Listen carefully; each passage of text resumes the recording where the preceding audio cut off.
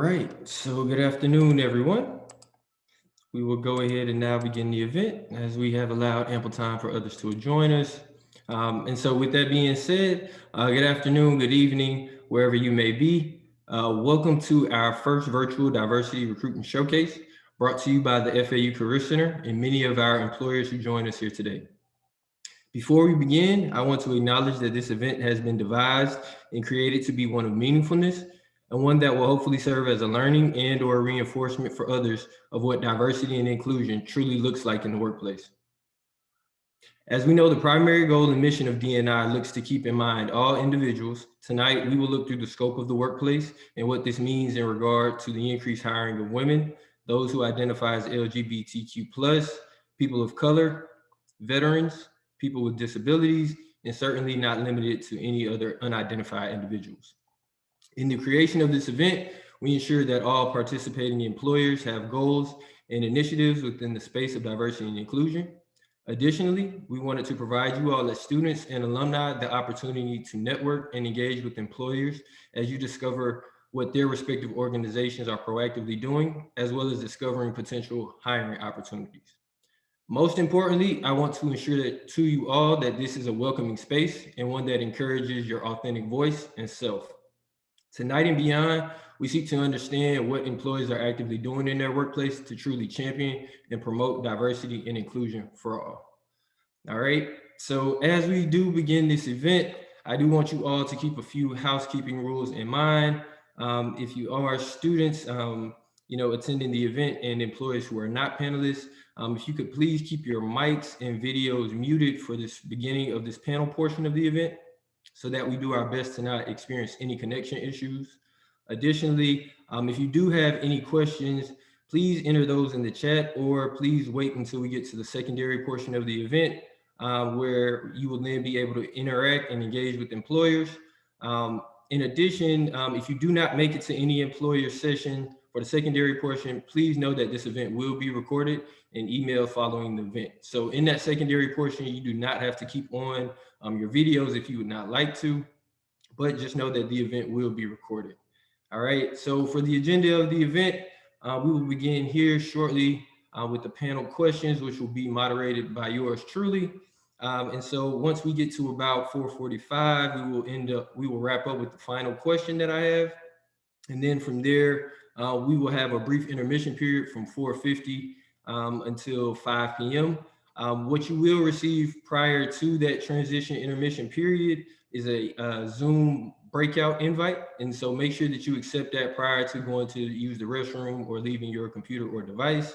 That way, once we do begin at 5 p.m., you will already be in that Zoom breakout room. All right, once we've begun the breakout rooms, that will last from about 5 to 6. And then we will all meet up back here to wrap up the event. All right. In addition, from there, we will go ahead and now begin the event. So with the panelists, I'd like to thank you all for taking the time to join us here today. And so I will have you all briefly introduce yourselves, your role, as well as your company that you are representing here today. And as we begin this portion, I will go ahead and call out the names of, initial respondents. So with that being said, Kristen, if you could please introduce yourself. Absolutely. Good afternoon, everyone, or good evening, depending on where you are. I'm Kristen Nichols. I'm our Diversity, Equity, and Belonging Program Manager at Ultimate Kronos Group, or UKG. We were formerly Ultimate Software and Kronos, and we merged in April of 2020. So we are new as one organization, but think about Kronos and Ultimate Software into one. So extremely happy to be here this evening. All right. Thank you, Kristen. Next, we have Angela. Yeah, sure. Good afternoon, everybody. I am Angela Garcia Lopez, and I'm an audit partner at Grant Thornton. For those of you who don't know, Grant Thornton is a global accounting, tax, and advisory firm. I'm based out of the South Florida offices here. I've been with the firm for about 19 years and spent most of my time actually in San Francisco. So I just recently relocated here to South Florida about 3 years ago. I spent a lot of time in recruiting and tying in our DE&I efforts with that on campus in San Francisco. So I'm really excited to be here and start building relationships with the universities here in Florida. And I'll also mention that I'm a national executive sponsor for our Latinx business resource group. So thanks for having me here today. Thank you very much, Angela. Next, we have Renu. Hello, everyone. My name's Rainy Midder. I'm with the LexisNexis Risk Solutions Group. I'm a program manager as part of talent acquisition, looking after early careers for the US. Been with the company just over 4 years, and I also co-founded an ERG group focusing on Pan-Asians this past October. So nice to meet you all. Thank you all for coming. Thank you very much, Renu. Next, we have Rick.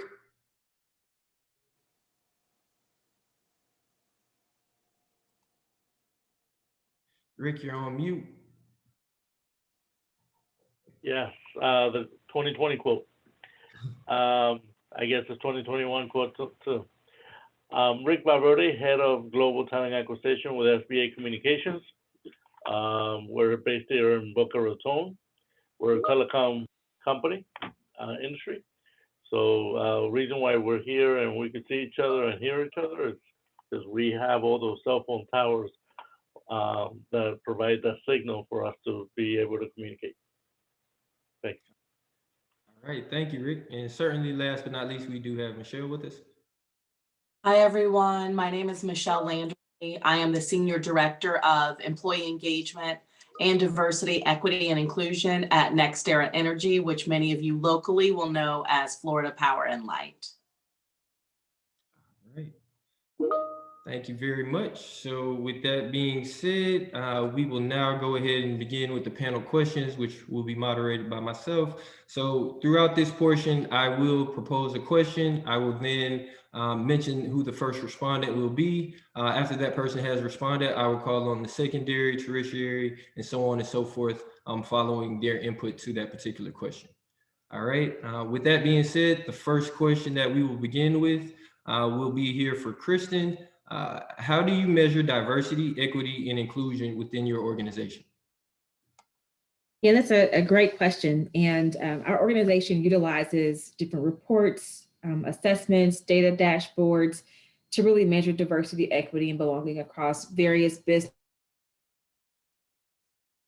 in our diversity networks, which I think most companies call them ERGs or BRGs. They're called diversity networks at UKG. So for the diversity component, we're measuring overall representation of our current employee population while still creating some accountability and monitoring trends through our annual hiring results. So we're doing some tracking through our applicant tracking system and our recruitment efforts. I would also say that maybe in conjunction with setting some diversity goals for external hiring, we're also observing the internal promotion rate and increasing our internal talent mobility among employees. So we're finding some ways to connect with diversity networks to leverage the talent that they have within the organization itself. As a talent team, because I'm also in part of talent acquisition, our talent team is expanding where we source for candidates, really being intentional to step outside of those historical places, schools, different events that we've attended in the past. If we think about measuring equity, a little bit different. So equity is being considered in several aspects here. We're ensuring that our hiring processes, internal and external, do not contain barriers that create a disparate impact or a negative impact for people from historically excluded groups. As we start to analyze pay equity, our compensation team is really working on ways to be more transparent around compensation, making sure that we're offering best practices, like a best offer policy, if you will, making sure that we have some structure around salary bands. And then our benefits team is also making sure that people have the type of access to care and coverage that they need to fit their unique families. So reporting on these particular projects really help us to gauge the impact and the changes in the efforts. I think for the inclusion component, as to how we measure that, we use the term belonging, not so much as inclusion. And inclusion, again, is more of a behavior, right? So who's being inclusive? Are we making sure that everyone is being invited? And then the belonging component is, do they feel like they can actually show up as their authentic selves at work? A lot of that information that we gather through culture surveys, through our diversity networks. And so being able to hear directly from the folks themselves about how they feel is how we can really gauge and measure the impact around inclusion and belonging. Great. Thank you very much, Kristen. Angela, do you have anything to add to that? Yeah, I think I'll first start out too, just to, explain it. At Grant Thornton, like I said, we're an accounting firm. We hire, hundreds of what we call new hires, associates a year across the nation. We probably hire 20 or 30 here just in South Florida every year. And so we kind of have that structure where we're constantly hiring a significant pool of fresh associates, as well as experienced hires too. And, I also just, obviously diversity certainly is a metric that we measure and track. We acknowledge that, we need to continuously review and challenge our thinking and identify our gaps, and have established goals that, and objectives to help us reach those goals. So we track annually. We have several benchmarks that we measure, our talent pipeline. So, that's what I'm mentioning when I talk about all the campuses that we go to and the hundreds of students that we see a year. Employee retention, the types of training that we have, such as unconscious bias training that is mandatory. We measure client diversity, supplier diversity, and we have a relatively new CEO with new goals. He's been our CEO for about a year and a half now. And our 100th year anniversary is coming up in 2024. And so we have long-term goals that we're looking for to make meaningful advances by the end of 2025, which lines up with that 100th year anniversary. And these are measurements based on goals of women, people of color, LGBTQ+, and we have individuals with disabilities, veterans, military spouses, and we measure that in the role of leadership positions, which would be for our firm partners, principals, managing directors, as well as representation on our national leadership team. Our goals include that 30% of new hires will be Black and African American or Hispanic and Latinx, and we'd like to increase our representation of veterans, military spouses, and individuals with disabilities across the firm by 50%. So that's what we measure to and track to annually. Additionally, I wanted to mention too that, in the spirit of accountability for the partners that lead our firm, at the partner level, we have incorporated diversity, equity, and inclusion metrics as well into our annual goals that we are measured against on an annual basis as well. All right, thank you, Angela. Renu, do you have anything to add?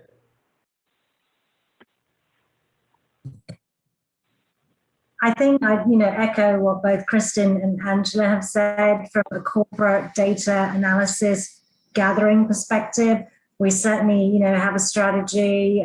We have reporting, whether it's on the talent acquisition side, across the whole organization. We recently created internally what we're calling a D&I council, and this is everyone from our CEO to various senior leaders, pretty much are mostly C-suite across the organization, to really drill down what's happening in each of our businesses. So LexisNexis Risk Solutions Group is made up of 4 businesses. So the attention to just not the strategy, but what is happening in each department, each business, sorry. I guess we get up and dance now, I don't know. Is gaining very senior level, not just support, but attraction here. So I think the thing that's important to me is how we're encouraging our employees, whether they're new or existing, to bring their authentic self to work, to be themselves, to be their best self. Because if you're someone at home and you're someone very different at work, it's like the introvert extrovert proposition, that as an introvert, you come to work, if you work in HR, you have to talk to people, and it's exhausting. And the same is the case for people who feel that they have to be different at work, right? Whether it's the way they talk, the way they dress, the way they look, whatever it may be, we all have some of that. So to that end, we have ERG groups, the employee resource groups. I mentioned I co-founded one, but more importantly, our organization last year gave every employee 2 days fully paid, so that's 16 hours, to go and support any number of these. I think we have over 20 now, ERG groups. And just given the virtual nature of where most of us are now, we have seen the uptick in attendance be significant, over 20, 30, 40%. So, that's the piece that has been stand out for me this past year. Right. Thank you, Renu. Michelle, do you have anything to add? I'd just like to add a little bit around inclusion. I do totally believe, like everyone else said, the importance of inclusion is that it's a verb, right? It's actions that we all have to take. And so we measure our inclusion through our employee engagement survey that we facilitate every other year. And we go all the way down to the team structure to ensure that employees have a safe working environment where they feel engaged. The other thing that I wanted to mention when it comes to measuring diversity, equity, and inclusion is around our corporate values, which I'm sure, like many of my other partners, are part of how we measure people each year. And our corporate values are that we are committed to excellence, we do the right thing, and we treat people with respect. And we measure every single leader and employee on how they bring their work to life. So not just what they do, but how they do it as well. But essentially doing a lot of the other things that everyone else mentioned around diversity metrics and accountability, which is very, very important. Right. Thank you, Michelle. Next, we will go ahead. Well, Rick, do you have anything to add to this? I mean, it's everything that everybody covered. Believe it or not, SBA, although we've been here for 30 years, in South Florida, we're a very diverse company. Over 50% of our team members here at our corporate are diverse in all shapes and forms. We measure it by just like the team said, pulling data, see where we are. It's super important from the leadership, C-level, CEO, and it comes all the way down. And then every year we try to increase that number by doing outreach in the community, partnering with organizations, alumni, universities, and so on. So from a talent acquisition standpoint, it's one of our metrics, KPIs that we measure, and it's important to us. So yeah, it's always been a focus. All right. Thank you, Rick. With that, we will move to the next question. And the first respondent will be Michelle. And the question is, encouraging allyship, what does it mean and what does it look like in your organization? Yeah, we think that allyship is very tremendous. And I'm sure, like many of my other colleagues here, we use employee resource groups as one of our very big targets for promoting allyship. And so we believe, just like with inclusion, that allyship is something that you must do. And so we really encourage our employees to join multiple employee resource groups, and especially to join one or more that are for a demographic that they're not really a part of. And we really do see those ERGs as being at the heart of our advocacy efforts.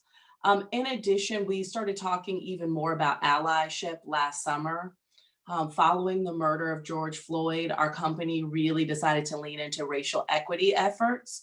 And so we did a lot of communication around how people could step up and demonstrate their allyship. And one of the things we did was we actually formed a corporate-wide racial equity working team that I'm very proud to say is super diverse in every way, lots of different races, genders, generations, all working together to see how my company could advance racial equity in addition to all the other things we're already doing around diversity, equity, and inclusion. So we really want people to show up and do something to demonstrate the advocacy that they have for underrepresented groups. All right. Thank you, Michelle. Renu? Really, just to echo what Michelle has said about allyship. So really, we are, continuing to work with our ERGs and have them, really highlight and sponsor what we're trying to achieve across the organization. And again, just to speak to the fact that we have 2 days to join any group, I myself have just recently had a conversation with a few other ERG leaders to bring together an event in the third quarter, which really highlights and showcases allyship and inclusion. And I think as ERG leaders, it's upon us to, not just talk the talk, but walk the walk. So, my purpose is to gather together a few of us, different groups, but really show how we are allies for each other and kind of set that example, lead by example. And so to that end, and it's a shameless plug, I'm sorry, for any of my colleagues here who all are supremely passionate about ERGs, I'd love to talk to you offline because we can make this an external event and I think it will be super valuable, but had to put that out there. Thank you, Renew. Angela, do you have anything to add? Yeah, I mean, I echo, of course, what's been said so far. I think what I will add in addition in our organization is that, we have senior leadership sponsors that attend each of our BRG meetings. So it's one sponsor per BRG that we have assigned, if you will.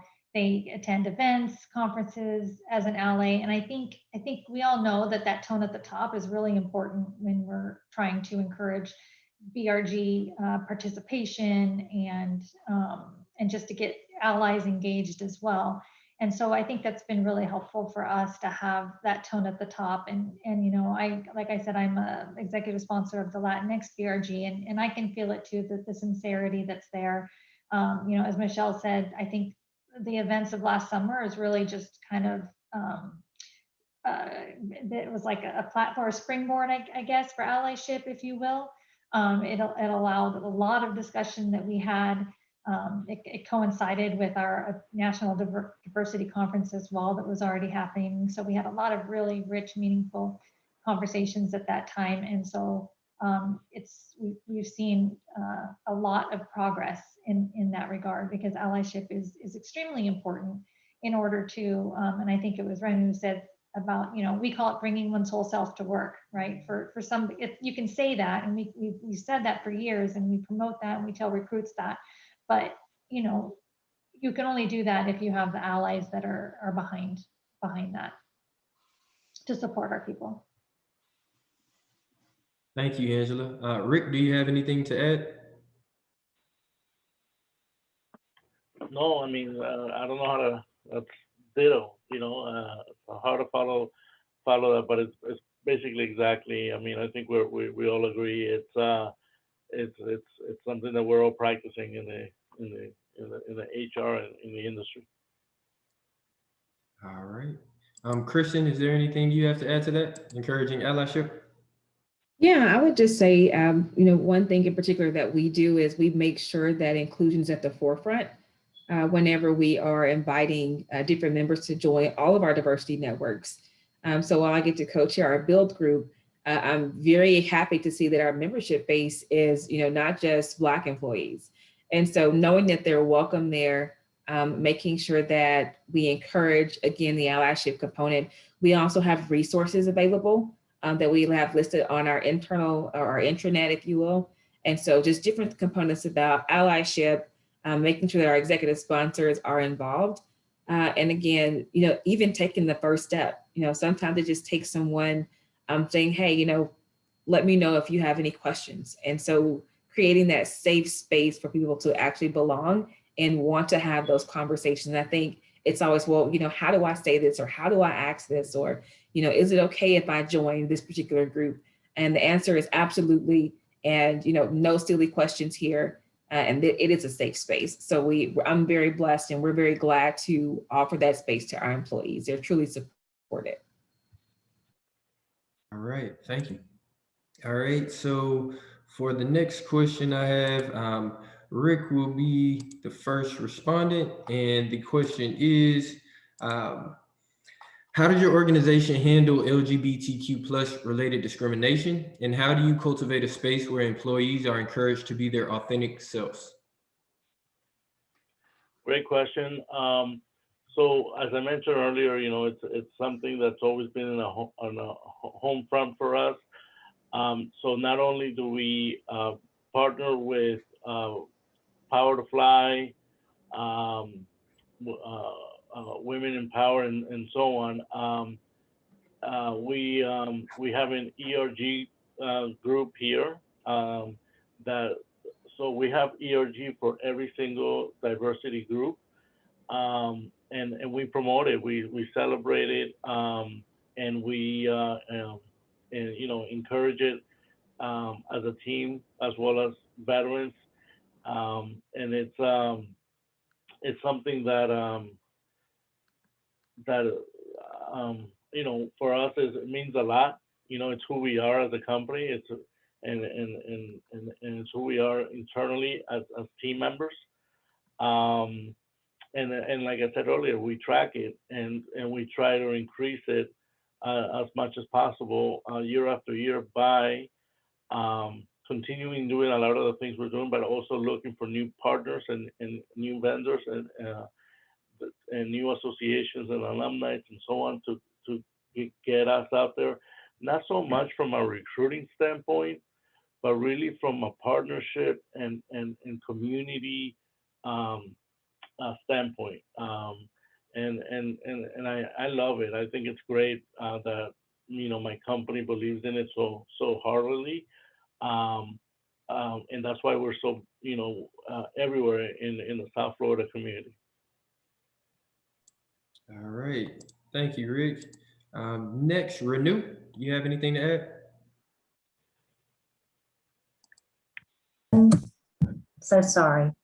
My internet's a little fuzzy. Did you get the question, Renew, or can you hear me now? Yeah, can you repeat the question? Yes, no worries. How does your organization handle LGBTQ plus related discrimination? And how do you cultivate a space where employees are encouraged to be their authentic selves? So I think much as, Rick said, we're all about bringing your authentic self to work. And again, we have a great ERG supporting LGBTQ. And as well as other ERGs, we are out there in the community and we're encouraging people to join the ERGs, but not necessarily to say that they, not necessarily to come out if that's not what they want to do. We still want to create a safe space where people, regardless of your background, heritage, gender, can join, can listen and understand what these groups are for. But the focus is on, making you as the individual employee comfortable, right? Because you could be a woman, Indian, LGBTQ, and we just don't want you to choose that you have to be Pan-Asian, you have to be LGBTQ, you have to be, whether it's women in technology, young professionals. I mean, much with everybody else here, there are so many groups. So I think for me personally, it goes a little bit further than just let's join a group and be like-minded. For me, setting up Pan-Asian, that absolutely was step one, to create a group, to create a safe space where people can relate to each other. But the long-term goal is many of us feel that we are part of many of these groups. So how do we create the allyship and how do we enable people to come to bring their authentic self to work? So I think that's the bit that we're working on, whether it's in regards to LGBTQ, gender, and other diverse backgrounds. All right, thank you. Angela, do you have anything to add? Yeah, I mean, I'll add to, we also have we call them BRGs, Business Resource Group, dedicated to LGBTQ plus. We offer all of it. We have 9 BRGs. Every BRG gets a particular month to kind of showcase and highlight. So, we have ours coincide with Pride Month, provides a platform for education and communication. Encouraging allyship. We have monthly culture conversations on a variety of topics. And our conversation during Pride Month was focused on self-identifiers.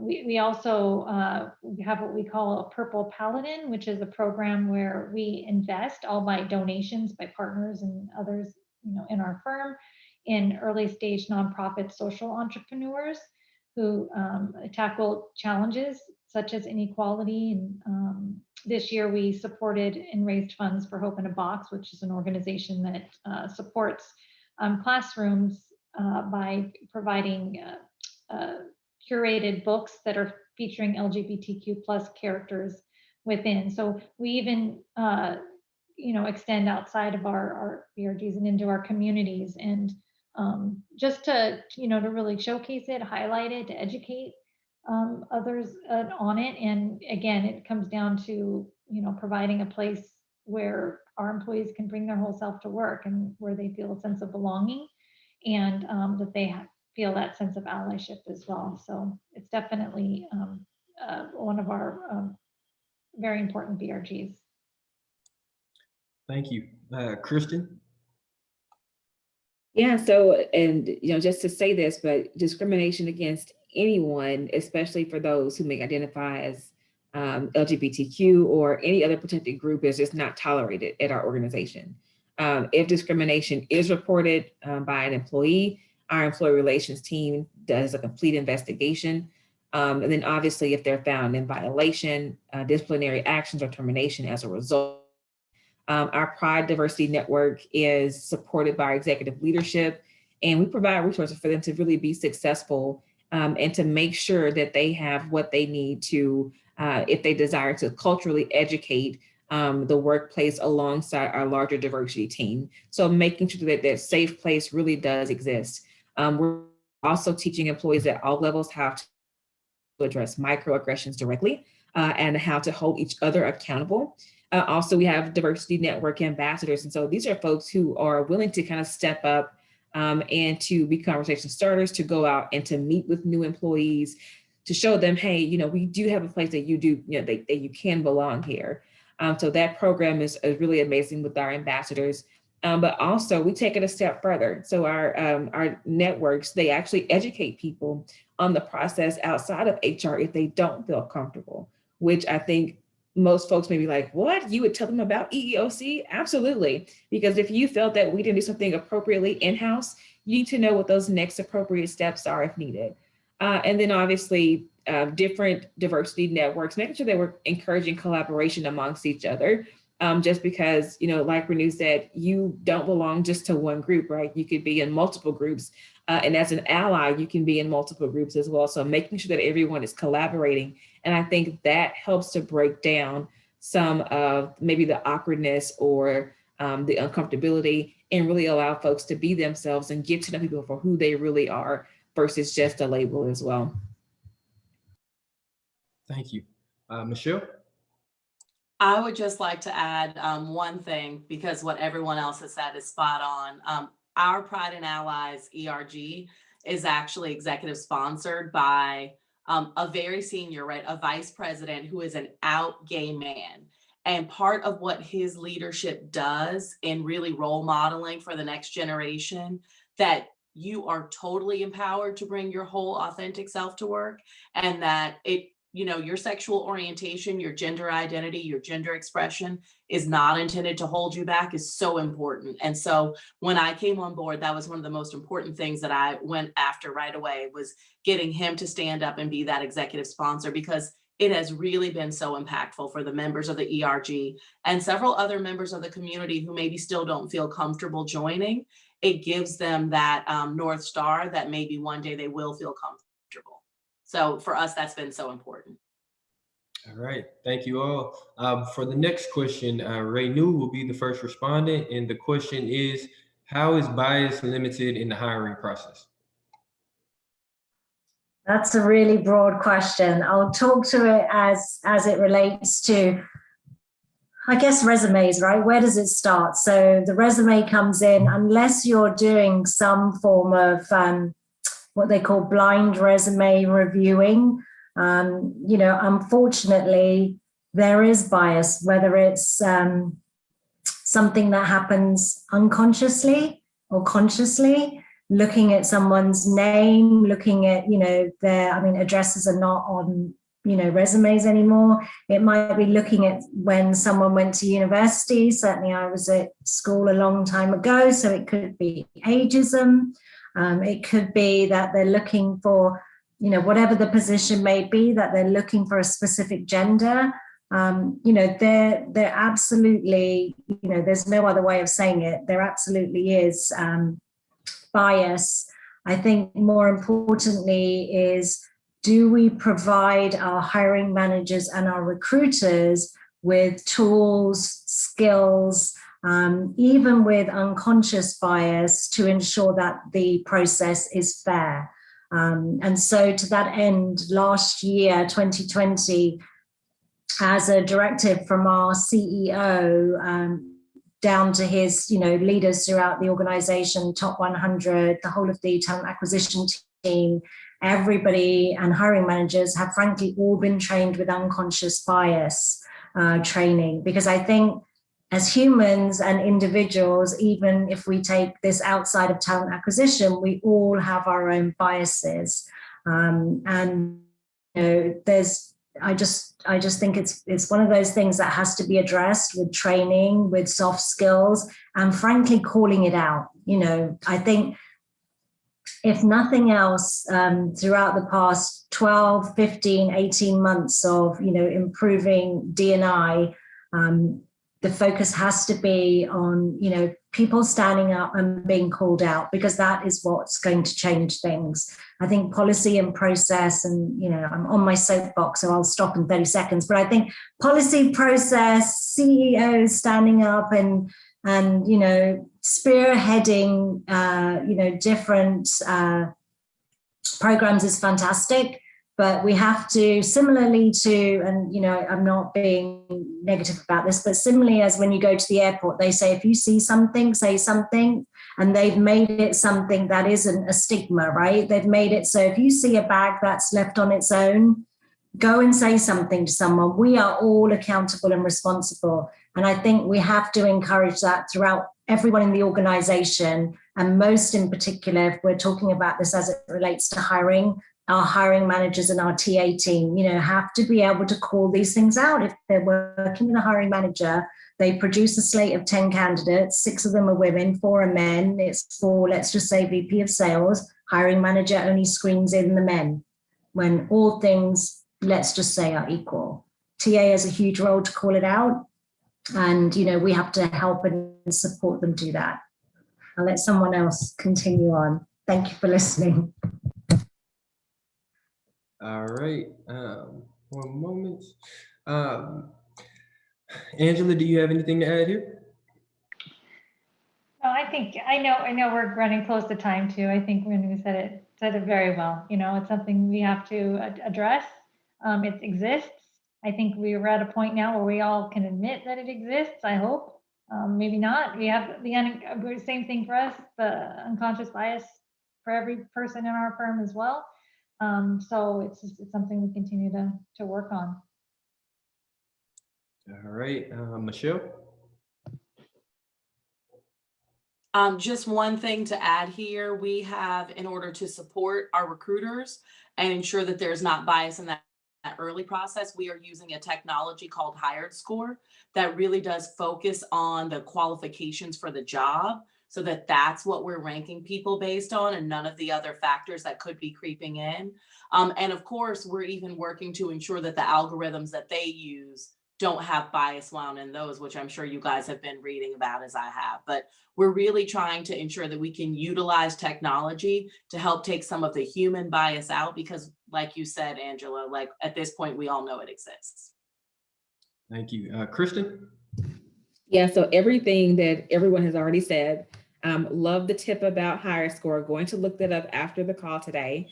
Maybe one more thing to add would be ensuring that the debrief conversations are taking place, and that we are capturing the actual feedback somewhere, either in the system and on paper if it needs to be, but being able to compare candidates across the same core competencies so that we can ensure that we're giving everyone a fair shot. And again, making sure that our talent acquisition team is really trained to understand their own bias, but also to have the conversations about bias of hiring managers.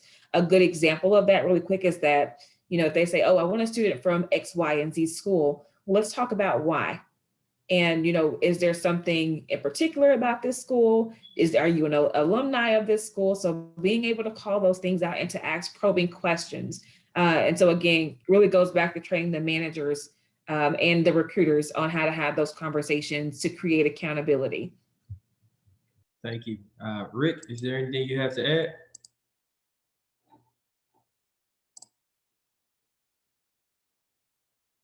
You're on mute, Rick.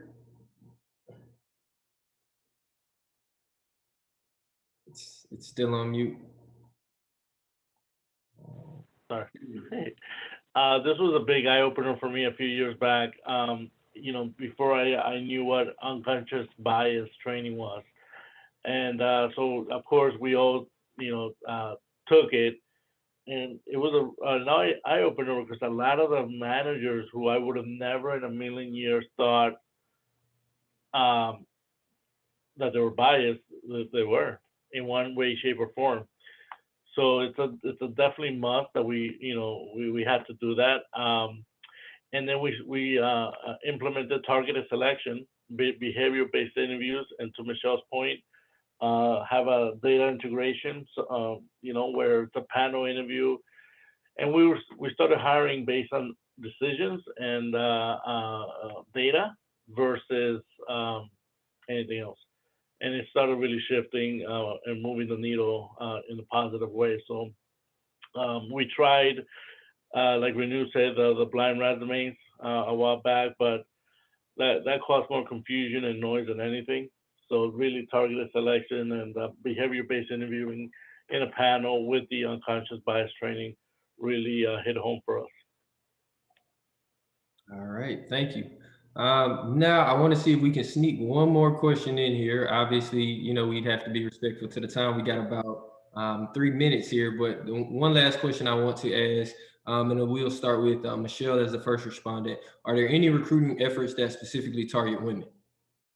Definitely. I'm sure that everyone else is going to say this, but we focus on women, on minorities, specifically on African Americans, on veterans, on individuals with disability, and many other dimensions of diversity. But women are super important. And also just shout out to the fact that women make about 80% of all household decisions, control about $20 trillion in the global economy. So we can't leave out women. Girl power. Thank you. Kristen? So on mute. There we go. So shout out to the, I just love Michelle's blurb.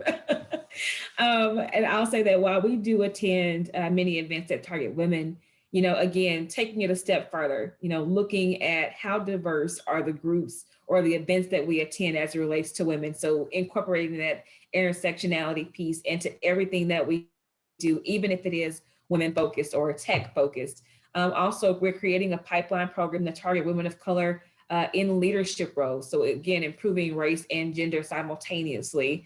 And then in the tech space in general, again, attending events that are targeting Black, Asian, Latinx, very much so involved with disability and partnership, and then veteran and military recruiting as well. So all of those things.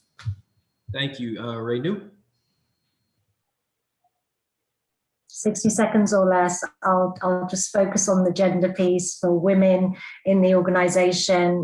We certainly have an ERG.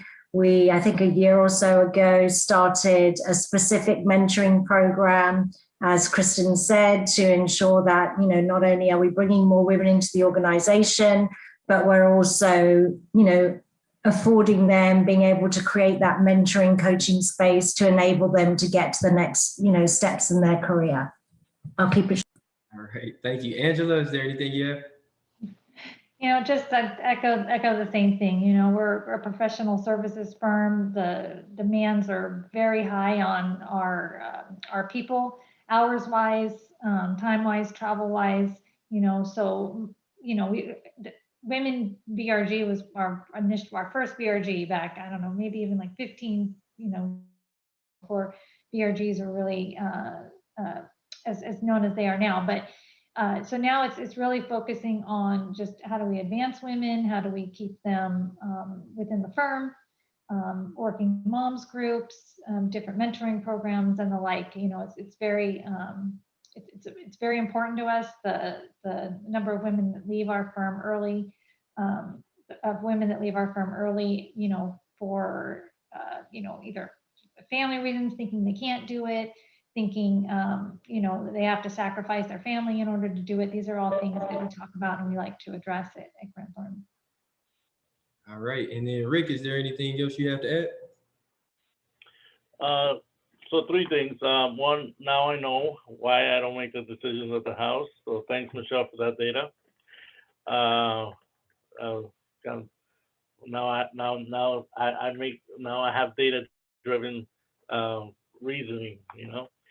But yeah, it's a big deal for us as well. I'm retired military, so partnering with our veterans is everything. But not just veterans, but military spouses. And to attract them, we created a flex schedule so that they could leave early and work from home remotely and all that. And it's worked out really well, especially hiring women in leadership positions, which was, in our industry, hard to find because it's construction and telecommunications. But in partnering with the different organizations and making it feasible for them to come here and work here and be successful here, really moved the needle as well. So really happy about that. All right. Thank you very much, Rick. With that being said, I'd like to especially thank all of our panelists who have joined us here today. We really appreciate your efforts, the ability to communicate and engage with our students and tell us about what you all are proactively doing. I think it means a lot to our students as well as our faculty and staff to know we are engaging with you all as organizations. So now we will go ahead and transition into we will get ready. We'll have a brief intermission for about 8 minutes here where we will transition to our breakout sessions. We have over in total 20 employers who will be joining us. How this will work, please wait. We will begin sending you all Zoom breakout links for you to accept. So go ahead and accept those. During this event, we will rotate in 10-minute sessions between employers. The students, you will not move. You will be in your breakout rooms the entire time, but we will have employers who rotate through your breakout session every 10 minutes. So 2 employers per breakout room for 10 minutes. Don't worry if you don't get to see an employer. We are recording these. As I mentioned before, you do not have to have your video on or your mic muted, the entire time, but know that these will be recorded.